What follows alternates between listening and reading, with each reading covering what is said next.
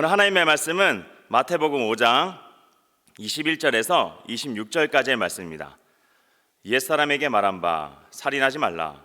누구든지 살인하면 심판을 받게 되리라 하였다는 것을 너희가 들었으나 나는 너희에게 이르노니 형제에게 노하는 자마다 심판을 받게 되고 형제를 대하여 나가라 하는 자는 공회에 잡혀가게 되고 미련한 놈이라 하는 자는 지옥불에 들어가게 되리라. 그러므로 예물을 제단에 드리려다가 거기서 내 형제에게 원망 들을 만한 일이 있는 것이 생각나거든 예물을 제단 앞에 두고 먼저 가서 형제와 화목하고 그 후에 와서 예물을 드리라. 너를 고발하는 자와 함께 길에 있을 때에 급히 사화하라. 그 고발하는 자가 너를 재판관에게 내어주고 재판관이 옥리에게 내어주어 옥에 가둘까 염려하라. 진실로 내게 이르노니 네가 한 푼이라도 남김없이 다 갚기 전에는 결코 거기서 나오지 못하리라. 아멘. 본문에는 한 가지 주제를 다루고 있습니다. 인간관계입니다. 인간관계를 잘 유지하라는 말씀입니다. 그런데 이게 그렇게 쉬운 일이 아니지 않습니까? 가장 다루기 힘든 것은 사람이라는 그런 말도 있지 않습니까? 예수님께서 21절에 이렇게 말씀을 하십니다. 옛사람에게 말한 바 살인하지 말라. 누구든지 살인하면 심판을 받게 되리라 하였다는 것을 너희가 들었으나, 옛사람이란 구약 세대의 사람을 말하는 것입니다. 율법에 그렇게 적혀 있다는 말씀입니다. 왜 살인하지 말라고 하셨겠습니까? 죄가 되기 때문입니다. 그러면은 왜 살인은 죄가 되겠습니까? 생명은 우리 것이 아니고 하나님의 것이기 때문입니다. 만약에 우리의 것이라면은 내가 마음대로 해도 누가 상관을 하겠습니까? 관계가 없습니다. 문제가 되지 않을 것입니다. 또 사실 양심의 가책도 없이 살인하는 사람은 없을 것입니다. 양심의 가책을 받는다는 것이 죄 아니겠습니까? 잘못되었다는 것일 것입니다. 그런데 성경에는 살인하지 말라고 되어 있지만은 읽다가 보면은 사람을 죽이라는 것도 참 많이 나옵니다. 잘못 이해하시면 안 됩니다. 죽이라는 내용을 보면은 모두가 죄에 대한 하나님의 심판입니다. 그러니 죄를 지으면은 반드시 죽게 되어 있다는 그런 말씀입니다. 완전하시고 거룩하신 하나님의 눈으로 볼 땐 단 하나의 죄도 조그만 보잘것없는 그러한 죄일지라도 심판을 받을 만큼 큰 죄라는 그러한 말씀입니다. 용납이 되지 않는 것이라는 말입니다. 그만큼 죄에 대하여서는 저희들이 심각하게 생각을 해야 할 것입니다.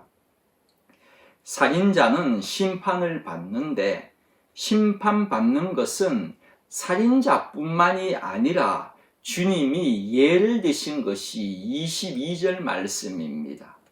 22절에는 세 부류의 사람을 적어 놓았습니다.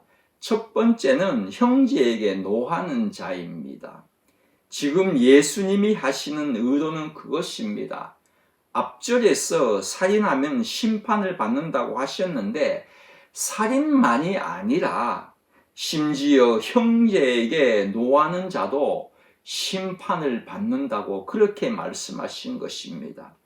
형제간 우애를 하지 않으면은 살인과 비교해도 뒤지지 않는 죄이라는 것을 강조하는 말씀일 것입니다. 두 번째는 나가라 하는 자는, 이 나가라는 말은 왜 번역하지 않은지 의문입니다만은 번역할 바에야 전부 번역을 해야 되지 않습니까? 아마도 해석이 불분명해서 그런 것 아니겠습니까? 일반적 해석으로는 도덕적으로 부족한 무가치한 놈이란 의미랍니다. 그렇게 말하는 자는 공회에 잡혀간다고 그렇게 기록하고 있습니다. 세 번째로는 형제에게 미련한 놈이라고 하는 자입니다. 이는 지옥불에 들어간답니다. 여기서 주님이 하시고 싶으신 말씀은 살인뿐만이 아니라 마음속에 형제를 미워하고 욕하는 자도 동일한 심판을 받을 수밖에 없는 죄인이라는 그러한 말씀입니다. 그러다가 23절에서 24절까지 이렇게 기록하고 있습니다. 그러므로 예물을 제단에 드리려다가 거기서 내 형제에게 원망들을 만한 일이 있는 것이 생각나거든 예물을 제단 앞에 두고 먼저 가서 형제와 화목하고 그 후에 와서 예물을 드리라. 이 말씀은 한마디로 표현한다면 형제간 화목 없이는 하나님과의 화목도 없다는 그런 말씀입니다. 요즘 같으면은 형제와 화해하기 전에는 예배도 드리지 말라는 그런 말씀입니다. 화목하지 않은 사람은 예배 드릴 자격이 없다는 것입니다. 이 시간에 나올 자격조차도 없다는 그런 말씀입니다. 우리는요, 예배 드리면서 은혜 받고 축복을 받지 않습니까? 그것도 없다는 말입니다. 예배가 얼마나 중요한 신앙 행위입니까? 이 정도 되면 저희들은 형제 화목, 여기서 형제라는 말은 혈육적인 형제도 물론이거니와 성도님을 지칭하는 것일 것입니다. 형제 화목의 중요성을 알 수가 있을 것입니다. 성경에서 용서라면은 예수님의 비유가 떠오르지 않습니까? 마태복음 18장에 보면은 베드로가 예수님께 질문을 합니다. 얼만큼 용서를 해 주어야 합니까? 이렇게 물었더니 주님의 대답이 그것이었지 않습니까? 7번을 70번까지 그렇게 용서하라고 말씀하시면서 한 가지의 비유를 드십니다. 그 유명한 1만 달란트 빚진 자와 100데나리온 빚진 자의 비유입니다.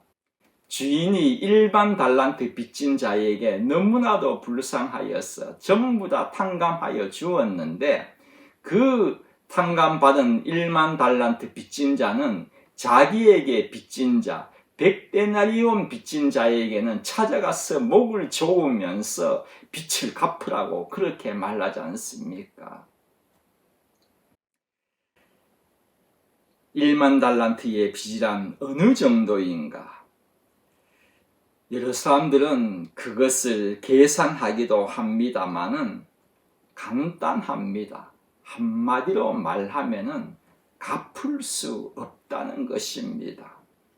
그런데 이것을 갚아 주었는데 그 빚의 탕감을 받은 사람은 자기에게 겨우 100데나리온 3개월 정도의 월급을 빚진 자를 탕감해 주지 않은 것입니다. 그래서 주인이 어떻게 합니까? 그 1만 달란트 탕감해 준 그 사람을 옥에 가두지 않습니까? 그리고 주님께서 결론적으로 이렇게 말씀하십니다. 18장 35절 말씀입니다. 너희가 각각 마음으로부터 형제를 용서하지 아니하면 나의 하늘 아버지께서도 너희에게 이와 같이 하시리라.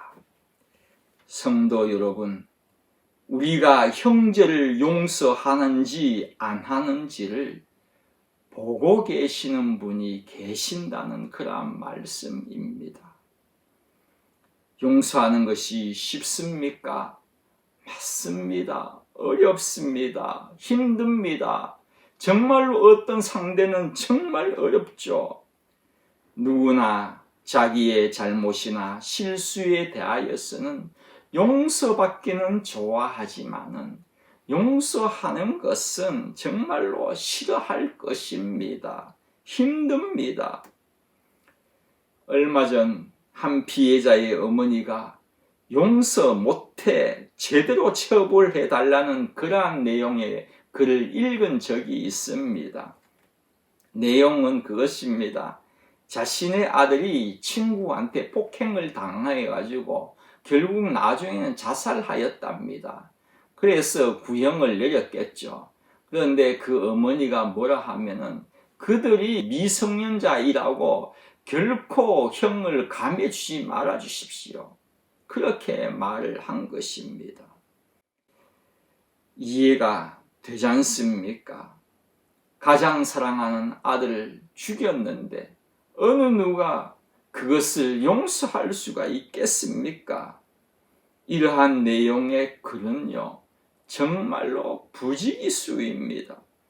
TV에 이렇게 자식에 관한 관계된 일로 인터뷰할 때에 나는 그 사람들을 용서했습니다라고 하는 사람 한 명도 저는 보지 못한 것 같습니다.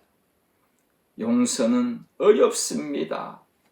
그러나 주님께서 하라고 하셨기 때문에 우리들은요, 할 수가 있는 것입니다.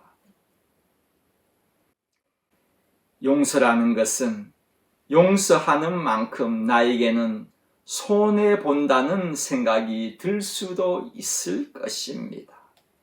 예를 들어서 물질을 빌려주었는데 상대는 갚을 능력이 없습니다.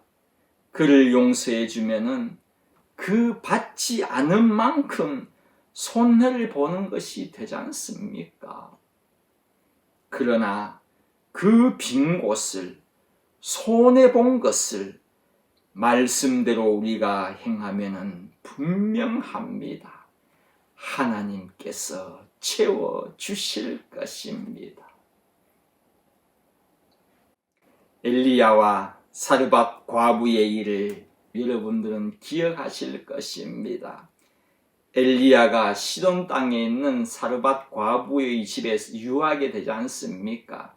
그런데 그 과부가 가지고 있는 것은 밀가루 한 움큼과 약간의 오일밖에 없었습니다.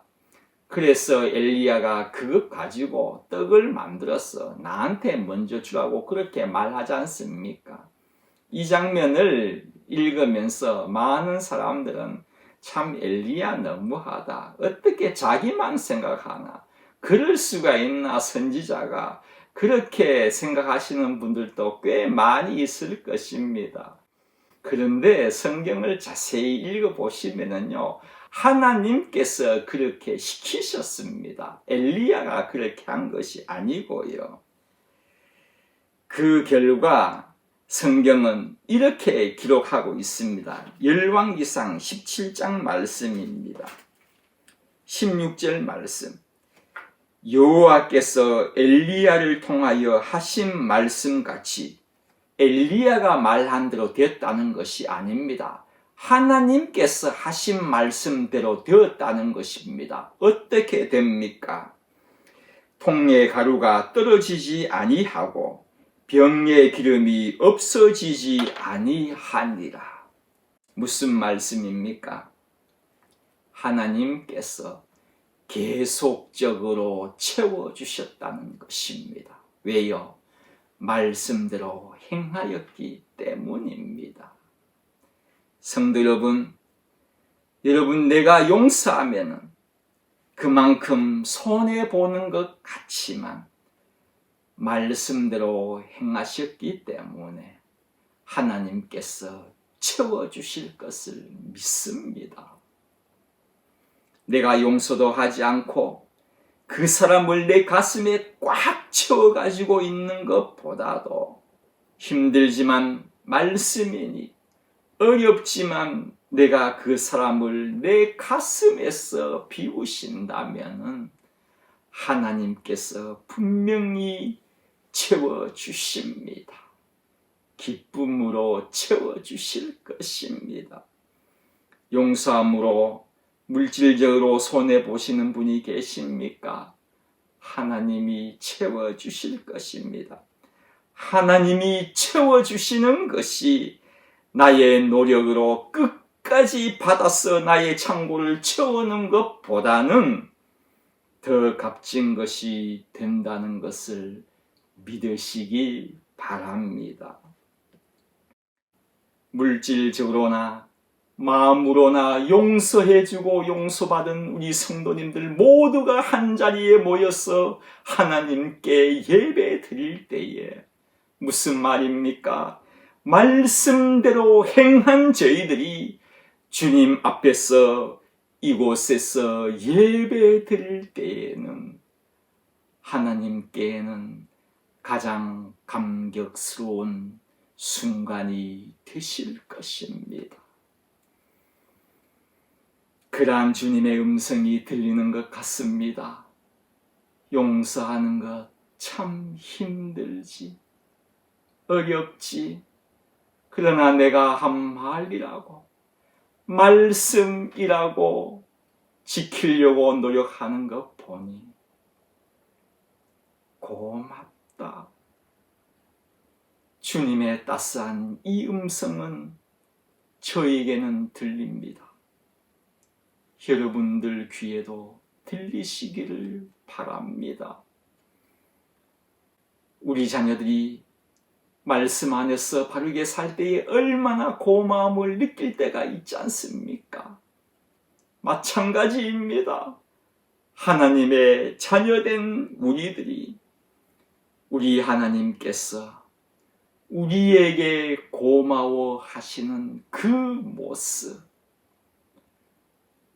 하나님이 고마워하시는 그러한 하나님의 자녀가 되시기를, 성도님들 되시기를 바랍니다.